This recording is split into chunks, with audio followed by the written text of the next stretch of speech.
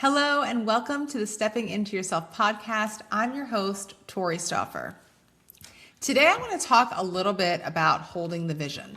It really comes up a lot of times in women who are going through a pivot or a transition, women who are kind of content with their life. They're happy, everything's great, but they also are a person who they still want more, but they don't know how to get it. I just got off a coaching call with my membership, and this came up for multiple people. And I want to go through how we do it. It really is about how to hold the vision. When you don't have a vision, you're not tethered to anything. A couple of things happen. One is you are kind of circling your current reality of what you're doing, what is possible. And when we live too much in the moment, you miss the opportunities to see what's available, what's coming, what you truly want and desire. Now, that's not to say that I don't think it's really important to live in the moment, because I'm a big believer in living in the moment. But there is a balance between living in the moment and being present by living in the moment versus everything that you're doing and thinking about is revolving around this one current reality. And this is where I really lean into visualization. Visualization is amazing to help you discover what's next for you, right? Or what are the desires on your heart that maybe you're not willing to say out loud. Say it out loud to a person, but sometimes we're not willing to say it out loud to ourselves. And for me, if I'm oversimplifying it, visualization really is kind of daydreaming, is allowing yourself to daydream. Because at some point in our lives, we stopped letting ourselves daydream. It was such a huge thing when you're a kid.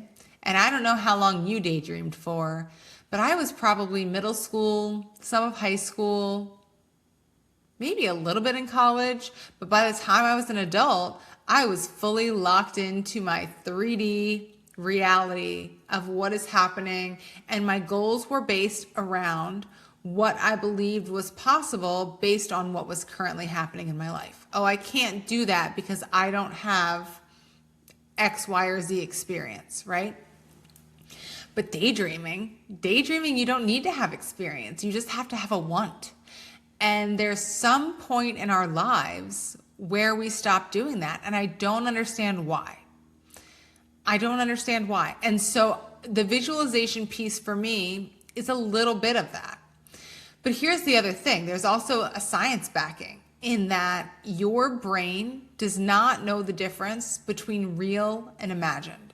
So the way I do visualization is I do it often enough that scene that I am visualizing, it becomes like a memory. It's no longer even a daydream. It's like, oh, that's my life. It just hasn't physically appeared yet, but that's my life. Like that's what's happening. And so and I don't mean doing a visualization once. I'm talking about a daily visualization practice. I like to do it where I have maybe 3 to 5, but it really is. I have like 3 core visualizations that I always come back to. For me, the big one for a really long time was me coming home at the end of the day. Because I couldn't necessarily see what I was doing for work, but I knew that I was coming home feeling very fulfilled, very lit up, loving what I was doing. And then really my most important focus is my family. And so that was what that time was all about.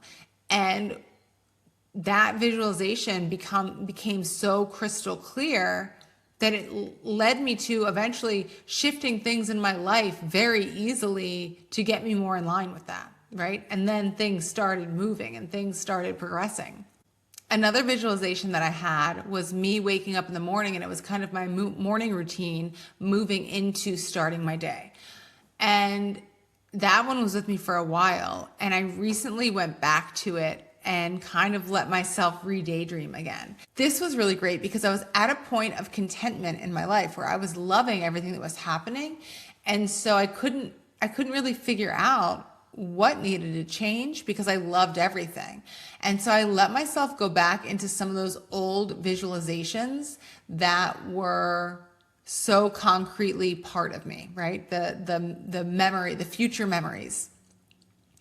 But I allowed myself to daydream again. And I didn't realize that I had kind of turned it off, but I had. And so once I allowed myself to daydream inside that visualization that I had already created, I noticed that there were these like little nuanced changes that were taking place that,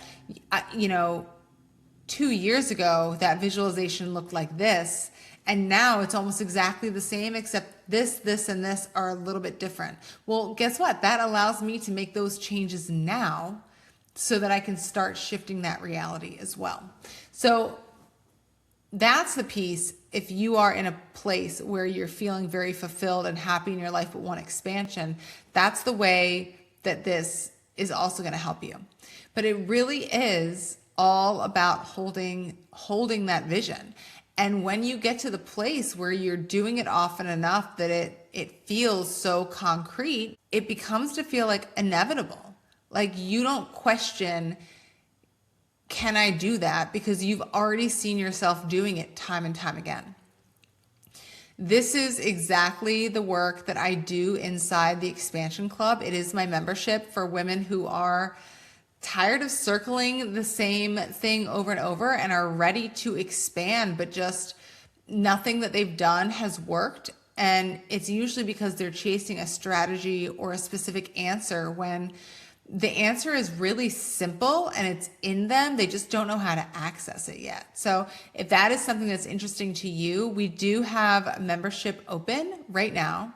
I will have a link in the show notes. The other thing is I do have a Stop Circling Sprint coming up. And what this is 7 days of shifting your identity, starting to shift your identity. I'll be honest, I don't know that we can fully shift an identity in just 7 days, but we can sure as hell start. And so what that looks like is we're going to get crystal clear on what it is that you want. Who is it that you are wanting to step into? Where are you now? Where is the gap? You have to first be able to see what the gap is to be able to identify what we need to shift. And then we're going to pick 3 things that you're going to shift in a week. And you're going to be blown away at the changes you're going to see in just 7 days. So if you're interested, I will have that linked below as well. That is coming up starting on May 4th. So I hope today's chat about holding the vision was helpful. Come find me on Instagram. I look forward to chatting.